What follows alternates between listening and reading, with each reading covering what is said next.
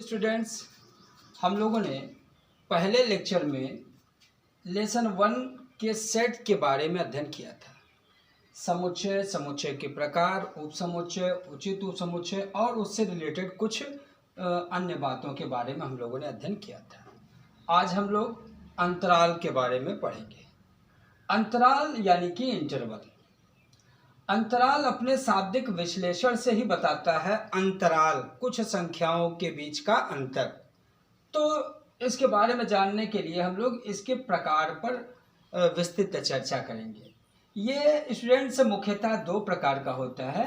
एक होता है विवृत अंतराल और दूसरा होता है संवृत अंतराल। विवृत अंतराल को हम लोग एक और नाम खुला अंतराल और संवृत अंतराल को बंद अंतराल के नाम से भी जानते हैं।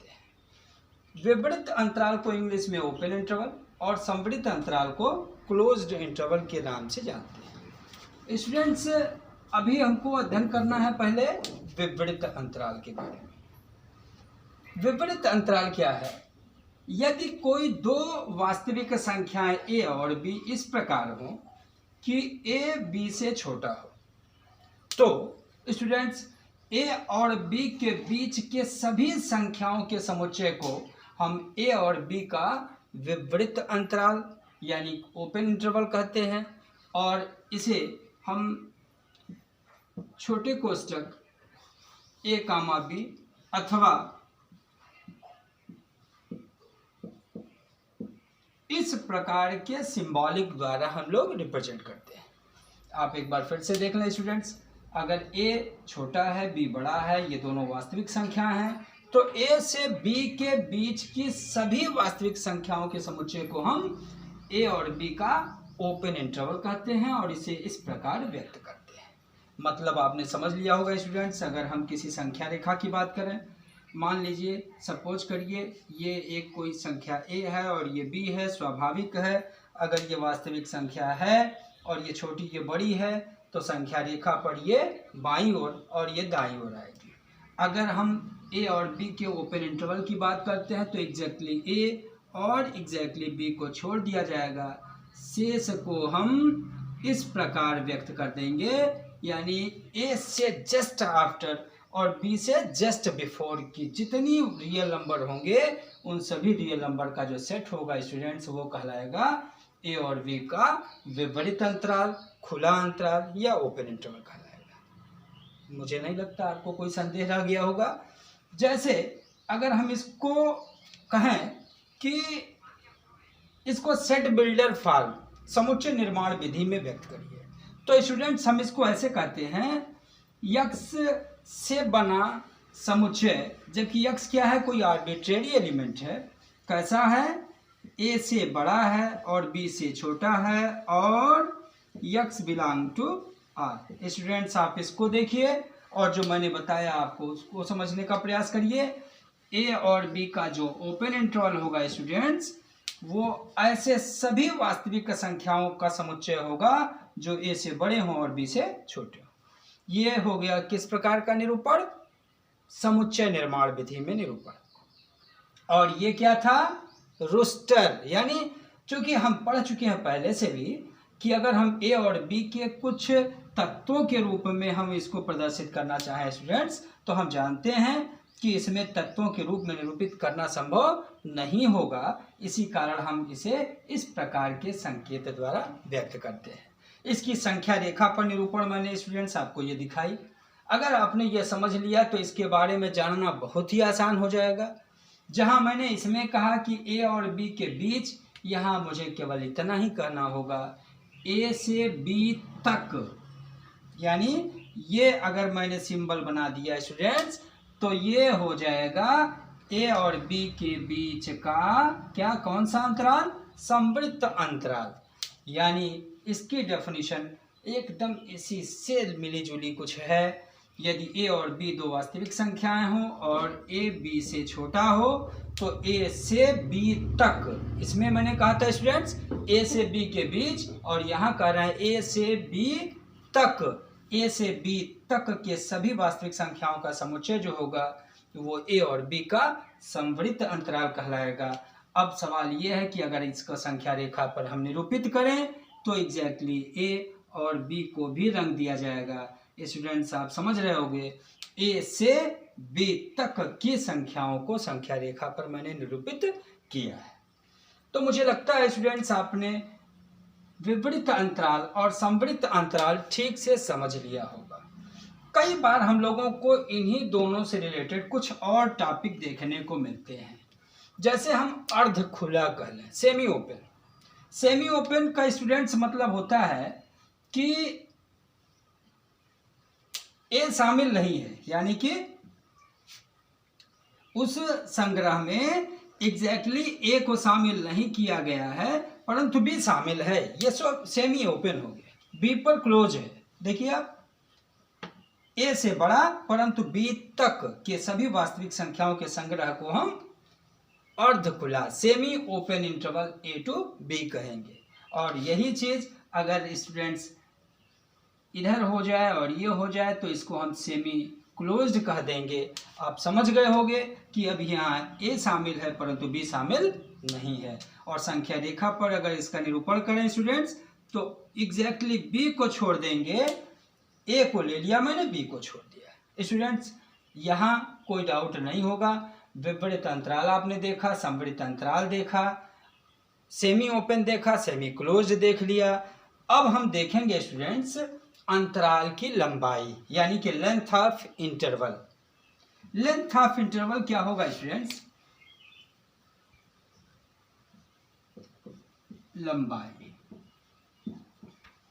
अब स्टूडेंट्स अगर आपसे कहा जाए कि आप open interval A to B या close interval A to B या सेमी ओपन या सेमी क्लोज्ड, अगर इस प्रकार के अंतराल की लंबाई आपसे पूछी जाए स्टूडेंट्स तो इसकी लंबाई होती है b माइनस ए, यानी बाद वाली वास्तविक संख्या से पहले वाली वास्तविक संख्या को घटा देते हैं। इसे हम कहेंगे स्टूडेंट्स अंतराल की लंबाई, यानी सभी प्रकार के अंतरालों की लंबाई b माइनस ए कहलाती है। स्टूडेंट्स अगर आपने अंतराल और अंतराल की लंबाई और उसके प्रकार को समझ लिया तो इस पर आप कुछ प्रकार के प्रश्नों को लिखने का प्रयास करिएगा। वैसे आपको कुछ विशेष अंतराल देखने को मिलते हैं। देखिए आप स्टूडेंट्स माइनस अनंत से अनंत, इससे परिचित हो गया। इसी को हम क्या बोलते हैं? सेट ऑफ रियल नंबर, यानी माइनस अनंत से जस्ट आफ्टर और प्लस अनंत से जस्ट बिफोर के सभी संख्याओं, सभी वास्तविक संख्याओं का संग्रह क्या कहलाता है? आर कहलाता है। तो कई जगह हम लोगों को आर की जगह ये लिखा भी मिलता है। आप समझते हो कि इस प्रकार की संख्याओं को इन दोनों के बारे में आपको पहले बताया जा चुका है। अब स्टूडेंट्स हम आते हैं घात समुच्चय। अंतराल आपने समझ लिया, इसका प्रयोग हमें अपने प्रश्नों के बीच बीच में बहुत करना होगा, इसलिए आप इसको फिर से दोहरा लीजिएगा। अब आते हैं हम स्टूडेंट्स घात समुच्चय।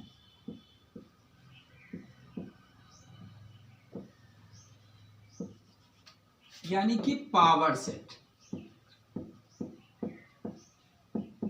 स्टूडेंट्स घात समुच्चय या पावर सेट क्या है? बहुत आसान है, एक बार आप फिर से समझिए। पिछले वीडियो में और पिछले लेक्चर में हमने बताया था कि सेट क्या है, फिर सबसेट बताए थे। आज उसी से रिलेटेड एक टॉपिक और आ गया। कहा जा रहा है यदि एक कोई एक समुच्चय हो तो ए के सभी उप समुच्चयों का जो समुच्चय होगा वो ए का घात समुच्चय कहलाएगा। एक बार फिर से दोहरा दें स्टूडेंट्स, यदि ए कोई समुच्चय हो तो ए के सभी उप समुच्चयों का समुच्चय, एक बार ध्यान दीजिएगा, उप समुच्चयों का समुच्चय ए का घात समुच्चय कहलाता है, जिसे हम P A power set of A से व्यक्त करते हैं। एक छोटा सा एग्जांपल लेते हैं स्टूडेंट्स। अगर आपसे कहा कोई एक समुच्चय है 1, 2, 3 भी कह लीजिए, बहुत बड़ा एग्जांपल हम लोग नहीं लेते, नहीं तो इसका आपको पता है 2⁻³ यानी 8 उप समुच्चय होंगे। चलिए बनाइए। पहला उप समुच्चय स्टूडेंट्स आपने ये बनाया था, अथवा इसकी जगह पे 5 बनाया था। दूसरा 1, तीसरा 2, फिर 3 या 1 2 या 2 3 या 1 3 या 1 2 3। देखिए स्टूडेंट्स, आपको मैंने एक फार्मूला बताया था, अगर इसमें 3 अवयव हों तो 2 का पावर 3 इसके कुल उपसमुच्चय होंगे। 2 to the 4 to the 8, यानी 1 2 3 4 5 6 7 8। इस प्रकार स्टूडेंट्स आपने 8 उपसमुच्चय बना लिए समुच्चय का। अब इनसे बना जो समुच्चय होगा वो कहलाएगा पावर सेट ऑफ ए, यानी पी ए। एक बार फिर से समझ लीजिए, बहुत सारे लोग इसकी जगह पे 5 भी लिख देते हैं, कोई बात नहीं, 5 भी रिक्त समुच्चय है। और आपको लिखा था मैंने, मजला कोष्ठक बनाया, उसमें अवयव नहीं लिखे, वो भी रिक्त समुच्चय है। स्टूडेंट्स, पावर सेट और ए को एक बार फिर से आप समझो। एक समुच्चय ए दे दिया मैंने, उसके सभी सबसेट बना लिए, उस सबसेटों को हमने तत्व मान लिया, और उन तत्वों से बना जो समुच्चय था वो हो गया पावर सेट ऑफ ए। मुझे लगता है सारे डाउट क्लियर होंगे, लेकिन एक बार फिर से बताएं आपको, अगर समुच्चय ए में 3 तत्व हों, दैट इम्प्लाइज, अगर मैंने ए में ये लिखा था सो एन ए इक्वल 3 हो गया। तो अगर इसके उप समुच्चयों की संख्या आपसे पूछे तो फार्मूला 2 पावर n, और इसके जो उप समुच्चय होते हैं वही सब तत्व होते हैं इसके। तो अगर इसके तत्वों का समुच्चय अवयव, इसके तत्वों की संख्या पूछे स्टूडेंट्स, तब भी फार्मूला होगा 2 पावर n। इसके तत्व कौन होते हैं? इसके सभी सबसेट होते हैं। तो एक छोटा सा फिर फार्मूला वही रिपीट कर गया कि अगर कोई समुच्चय ए दिया हो, उसमें अवयवों की संख्या n हो, तो पावर सेट में अवयवों की संख्या स्टूडेंट्स क्या हो जाएगी? 2 to the power n हो जाएगी। अब और थोड़ा सा हम आगे बढ़ते हैं स्टूडेंट्स। अगर बात करें इसका कोई एक तत्व x बिलोंग टू ए, थोड़ा सा समझने का प्रयास करिए, थोड़ा सा हम लोग लॉजिकल मेथड पर बात करेंगे, तर्क विधि में। अगर x ए का कोई तत्व है, जस्ट लाइक एक इसका एक तत्व है, तो x से जो बना समुच्चय होगा स्टूडेंट्स वो क्या होगा? वो ए का सबसेट होगा। प्रॉपर सबसेट भी कह सकते थे, सबसेट भी कह दिया आपने। x से बना जो समुच्चय होगा वो इसका उप समुच्चय होगा, और ए का जो उप समुच्चय होगा स्टूडेंट्स, वो ए का जो उप समुच्चय होगा वो पी ए का तत्व होगा। एक बार फिर से आप समझ लीजिए, अगर x ए का तत्व है तो x से बना समुच्चय जो होगा वो इसका उप समुच्चय हो जाएगा, और अगर ये इसका उप समुच्चय है तो जो ए के उप समुच्चय होते हैं स्टूडेंट्स वो होते हैं पावर सेट के एलिमेंट। तो बड़ी सरलता से हम समझ सकते हैं, जो ए का सबसेट होगा वो पी ए का तत्व होगा, अथवा इसी का जस्ट उल्टा हम कह लें। अगर आपने कहा स्टूडेंट्स, मान लिया आपने एक सेट कह दिया ए, और ए को आपने कह दिया ए समुच्चय जो है तत्व है पीबी का। पीबी का देखिए, मैंने स्टूडेंट्स यहाँ छोटा लेटर व्यक्त नहीं किया, मैंने कहा जो पावर सेट होते हैं उसका प्रत्येक तत्व वह स्वयं एक समुच्चय होता है। तो अगर कोई समुच्चय ए है जो पावर सेट बी का तत्व है, तो बड़ी सरलता से आप समझ लेना कि जो ए होगा वो सबसेट होगा किसका? बी का। इसको आप समझे रहिए, इसकी जरूरत आगे हमें लगेगी। यानी अगर ए बी का सबसेट है तो ए जो होगा वो पी बी का एलिमेंट होगा। स्टूडेंट समझ गए आप? एक बार फिर से दोहरा लीजिएगा आप इसको। इसके बाद हम बात करते हैं यूनिवर्सल सेट। यूनिवर्सल यानी सार्वत्रिक।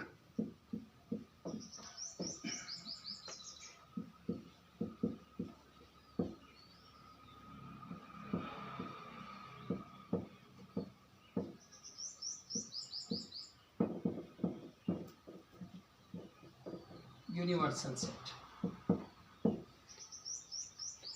स्टूडेंट्स, सार्वत्रिक समुच्चय क्या है? यूनिवर्स, आप यूनिवर्स की बात करोगे, ब्रह्मांड क्या है, तो पेड़ पल्लव, वनस्पति, पशु पक्षी, व्यक्ति, आप जितनी कल्पना कर सकते हो, ये सारे वस्तुओं का संग्रह जो होगा वो हमारे यूनिवर्स में आ जाएगा। तो उसी प्रकार ये भी है स्टूडेंट्स, कि अगर हम ए बी सी डी कुछ इस प्रकार के सेट ले लें और एक ऐसा सेट इमेजिन करें जिसके ये सब सबसेट हों, तो इन सभी समुच्चयों का हम उसे यूनिवर्सल सेट कहेंगे। जैसे आपको एक छोटा सा एग्जांपल दें, बिल्कुल डाउट रखने का कोई विषय नहीं है। आपसे कहा जाए अगर ए में 1 2 3 है, बी में 0 4 है, सी में 17 18 है। स्टूडेंट्स, अगर किसी ने आपसे कह दिया इन सब का आप यूनिवर्सल सेट बताओ, यूनिवर्सल सेट को हम यू से या ग्रीक अक्षर जाई से व्यक्त करते हैं स्टूडेंट्स, तो मोस्टली हम लोग यू से ही ज़्यादा व्यक्त करेंगे। बट आप देखिए कहीं कहीं किताबों में आपको अंग्रेजी ग्रीक अक्षर जो है वो जाई से भी रिप्रेजेंट किया जाता है। स्टूडेंट्स, अगर हम बात करें इसकी, इन समुच्चयों का क्या यूनिवर्सल सेट, तो आप 0 से लेकर 20 तक भी बना सकते हो। ये सारे समुच्चय जो हैं वो इसके क्या हो गए, सबसेट हो गए। सो इनका ये यूनिवर्सल, कोई चाहे तो 0 से 100 तक बना सकता है। यानी कुल मिलाकर आशय मेरा आप समझिए, दिए गए सभी समुच्चय उस समुच्चय के सबसेट हों तो इन समुच्चयों का क्या कहलाएगा, ये यूनिवर्सल सेट कहलाएगा। स्टूडेंट्स, बड़ी सरलता से आपने कल्पना कर लिया कि कुछ दिए गए 4-6 समुच्चयों का यूनिवर्सल सेट जो होगा वो सबके अकॉर्डिंग अलग अलग हो सकता है, इसमें तत्वों की संख्या सीमित नहीं होती। अब स्टूडेंट्स, हम बात करते हैं संगीत और विसंगीत, यानी ज्वाइंट और डिसज्वाइंट सेट। आप बात करो पहले संगीत समुच्चय का।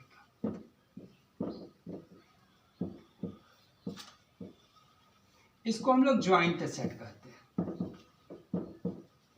और दूसरा आप समझ रहे होंगे स्टूडेंट्स, दूसरी बारी विसंगीत की होगी, यानी डिसज्वाइंट सेट होगा। अब आप बात करिए इस पर, यदि 2 समुच्चय या 2 से अधिक समुच्चय इस प्रकार हों कि जिनमें कम से कम एक तत्व उभयनिष्ठ हो, यानी 2 या 2 से अधिक ऐसे समुच्चय हों जिनमें कम से कम एक अवयव उभयनिष्ठ हो, तो उन समुच्चयों को हम कहेंगे ज्वाइंट सेट। और जिसमें एक भी अवयव उभयनिष्ठ ना हो उसे कहेंगे स्टूडेंट्स डिसज्वाइंट सेट। एक एग्जांपल आप देख लो, ए इक्वल अगर 1 2 3 है और बी इक्वल 3 4 5 है, तो आपने देखा कि इन दोनों में 3 उभयनिष्ठ है, तो ए और बी को हम कहेंगे ज्वाइंट सेट। और अगर एक भी उभयनिष्ठ ना होता, इस टाइप का होता 1 2 3 और ये 4 5, तो ये कहलाता डिसज्वाइंट सेट। इस प्रकार आपने ज्वाइंट और डिसज्वाइंट सेट भी देख लिया। स्टूडेंट्स, आगे हम इसका बेन आरेख भी समझेंगे, परंतु अभी आप देख लीजिए कि अगर हम एक यूनिवर्सल सेट बना लें और ए और बी को इस प्रकार बना दें, तो देखिए इन दोनों में कोई भाग उभयनिष्ठ नहीं है, सो ये डिसज्वाइंट सेट को जो है रिप्रेजेंट करेगा। और अगर हम इस प्रकार बना दें स्टूडेंट्स यूनिवर्सल सेट, ये ए और ये बी, तो ये ज्वाइंट सेट को व्यक्त करता है। इस प्रकार हम और आगे बढ़ेंगे स्टूडेंट्स, तो बात आती है, अब बेन आरेख आपने देखा, सबसे पहले तो बेन आरेख ही हम समझ लें। अब चूंकि बेन आरेख क्यों इसका नाम पड़ा, समुच्चयों के गुणधर्मों को प्रोफेसर जॉन वेन ने बेन आरेख से समझाया, इसी कारण इस आरेख को हम लोग बेन आरेख कहते हैं। उसमें एक बड़ा सा आयत बना देते हैं, आयत को हम यूनिवर्सल सेट मान लेते हैं और उससे रिलेटेड सभी उप समुच्चयों को हम इस पर प्रदर्शित कर देते हैं। स्टूडेंट्स, बेन आरेख में क्या कहा मैंने, एक रेक्टेंगुलर फिगर बना देंगे, यू लिख देंगे, यू को यूनिवर्सल सेट, यानी आप जिन समुच्चयों की बात करते हो उन सब को इसी के अंदर लिख दीजिएगा, तो ये हो गया यूनिवर्सल यानी सार्वत्रिक समुच्चय। और इसमें आपके जो समुच्चय हैं उनके गुणधर्मों के आधार पर उनको आप दिखा दीजिएगा, तो ये कहलाएगा बेन आरेख। अब बेन आरेख के आगे स्टूडेंट्स हम आते हैं सम्मिलन समुच्चय पर। सम्मिलन यानी संघ, सम्मिलन समुच्चय, संघ समुच्चय, या इसको यूनियन कहा जाएगा students, union of A set. अब यूनियन ऑफ ए सेट क्या होगा स्टूडेंट्स? अगर ए और बी दो समुच्चय इस प्रकार हों, यदि ए और बी दो समुच्चय इस प्रकार हों, आप एग्जाम्पल एक समझ लीजिए 1 2 3 और ये हो गया 4 5 6 या 4 5, तो एक ऐसा समुच्चय आपको कल्पना करो जिसमें आए हुए तत्व या तो इसमें आते हो या तो इसमें आते हो, इसके अलावा और कोई तत्व ना आता हो, यानी 1 2 3 4 एंड इसको हम ए, और ये देखिएगा स्टूडेंट्स यू नहीं है, ये कप थोड़ा सा यू से थोड़ा अलग बनावट है इसकी, इसे एक cup B, A union B के नाम से जाना जाता है, प्रदर्शित करते हैं। यानी इसको अगर हम फिर से समझें स्टूडेंट्स, तो मैंने कहा यदि ए और बी दो समुच्चय इस प्रकार हों कि उसके संघ में आया हुआ तत्व का तात्पर्य ये होगा या तो ए में आया हो या तो बी में आया हो, यानी उन अवयवों से बना समुच्चय जो या तो ए के सदस्य रहे हों या तो बी के सदस्य रहे हों, उन्हें क्या कहेंगे? ए और बी का सम्मिलन समुच्चय या संघ समुच्चय या यूनियन ऑफ सेट्स कहेंगे, जिसे हम एक कप बी से व्यक्त करेंगे। अगर हम इसका तार्किक अर्थ समझें स्टूडेंट्स, तो यक्स अगर ए में आया है या यक्स बी में आया है तो हम कहेंगे x definitely A union B में आया होगा। यानी इसका उल्टा आप ऐसे भी समझ लो, अगर कोई तत्व ए और बी के यूनियन में आया है तो या तो ए में आया होगा या तो बी में आया होगा, इसके बाहर का कोई तत्व इसमें नहीं आ सकता। इसको स्टूडेंट्स अगर हम वेन आरेख से प्रदर्शित करें तो ये बना लिया आपने यूनिवर्सल सेट, और ये हो गया ए। अगर ज्वाइंट सेट है तो अलग अलग बनेगा, डिजॉइंट है तो ज्वाइंट है तो ये हो गया, डिजॉइंट है तो अलग अलग बना दोगे आप। अब इसको स्टूडेंट्स आप पूरे को सेलेक्ट कर दीजिए।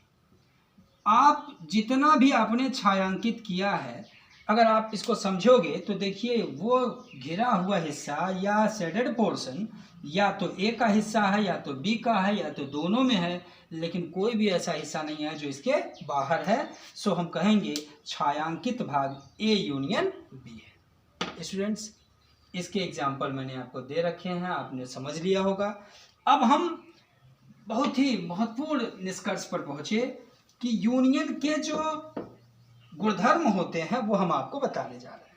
यानी संघ समुच्चयों का जो गुणधर्म है, प्रॉपर्टी, उसको आप समझोगे स्टूडेंट्स। गुणधर्म यानी प्रॉपर्टी। अब प्रॉपर्टी में नंबर 1 पे आइए आप स्टूडेंट्स, इसको बोलते हैं वर्गसम नियम। वर्गसम नियम, इसको इंग्लिश में बोलते हैं आइडेम्पोटेंट लॉ।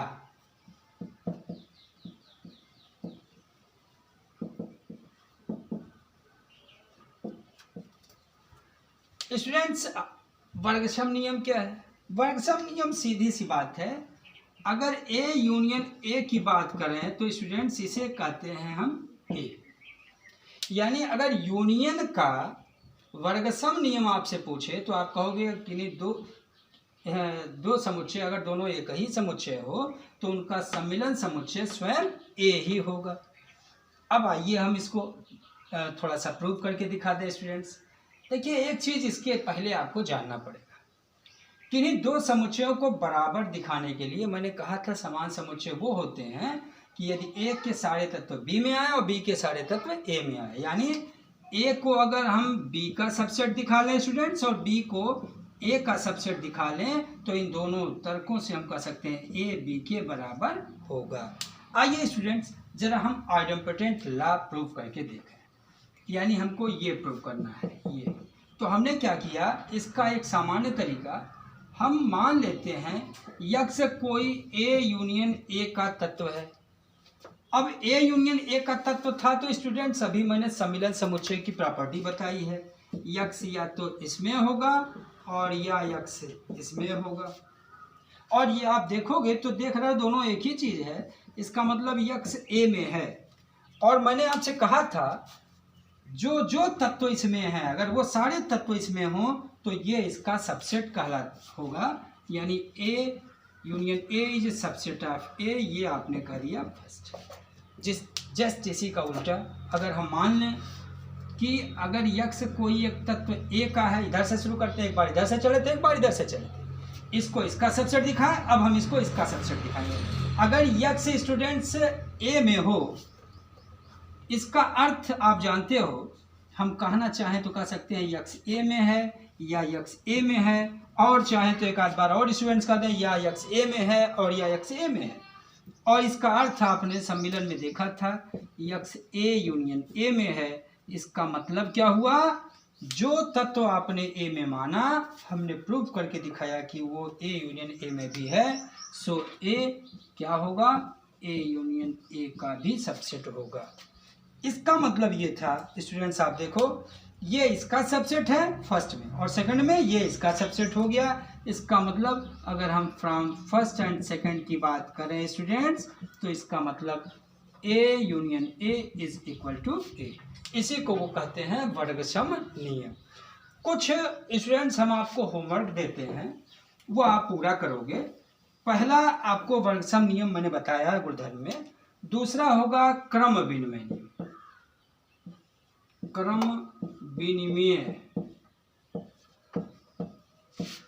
क्रम विनिमय नियम को आप जानते ही हो स्टूडेंट्स, बहुत पहले से, कम्यूटेटिव लॉ।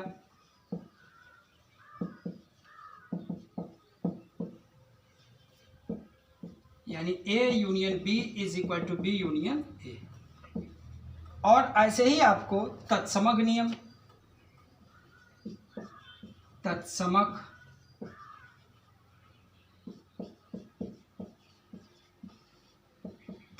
नियम, इसको हम लोग आइडेंटिटी कह देंगे। आइडेंटिटी में A union U is equal to U, ये आप इसको समझिए स्टूडेंट्स। ये तत्समक नियम क्या था, आइडेंटिटी। यानी इसके बाद आप एसोसिएटिव लॉ देख लीजिए। तो हम एक आपको दिखाते हैं, बाकी दो होमवर्क देंगे, वो आप पूरा करिएगा। और जो अगर नहीं आया तो आप कमेंट बॉक्स में कमेंट करिएगा, मैसेज करिएगा, हम आपको और सोल्यूशन इसका प्रोवाइड करा देंगे। देखिए, let x A union B का तत्व हो, अगर मान लिया, इसका मतलब यक्स ए में है या यक्स, और इसी को हम बदलना चाहें स्टूडेंट्स, यक्स ए में है या यक्स बी में है, लिखना चाहें तो लिख सकते हैं यक्स बी में है या यक्स ए में है। इसका अर्थ है यक्स बी यूनियन ए का तत्व होगा। जो जो तत्व इसमें है वो सब इसमें है, सो ये इसका सबसेट हो गया students. A union B is subset of B union. और पिछले प्रश्न की तरह, पिछले आर्टिकल की तरह, अगर हम यक्स इसमें मान लेंगे और ये आपने बढ़ाया, इधर इधर इधर पहुंचाया, तो जो आपने इसमें माना था वो बी में है या ए में है, इसको उल्टा कर दिए, ए में है या बी में है, और अगर ऐसा होगा तो ये लिख दोगे। सो इसका मतलब बी यूनियन ए जो होगा वो सबसेट होगा ए यूनियन बी का। ये फर्स्ट और ये सेकंड पिछले आर्टिकल की तरह इन फर्स्ट और सेकंड से आप कह सकते हो स्टूडेंट्स ये दोनों आपस में बराबर है। इसी प्रकार आपको स्टूडेंट्स, कोई डाउट तो नहीं है, इसी प्रकार आपको एसोसिएटिव लॉ किसका, यूनियन का देखना होगा। यानी A union B union C is equal to A union B union C. Students ये आपको करना होगा, नहीं आएगा तो हम बताएंगे। तत्समक नियम मैंने बता दिया, A union U is equal to U. इन दोनों के बारे में आप स्वाध्याय करिएगा, अगर नहीं आएगा तो आप इसको मैसेज करिएगा, हम आपको इसका फिर से प्रोवाइड करा देंगे। इसके अगले वीडियो में स्टूडेंट्स हम लोग पढ़ेंगे सर्वनिष्ठ समुच्चय के बारे में। बड़ा अच्छा लगा, कुछ बच्चों ने कमेंट भी किया, मैसेज भी किया। आपकी कोई समस्या हो स्टूडेंट्स, आप व्हाट्सएप पे मैसेज करिए, आपको आपके सलूशन प्रोवाइड करा दिए जाएंगे। आज के लिए इतना ही, अगले वीडियो में हम फिर इसके आगे पढ़ेंगे। Thank you.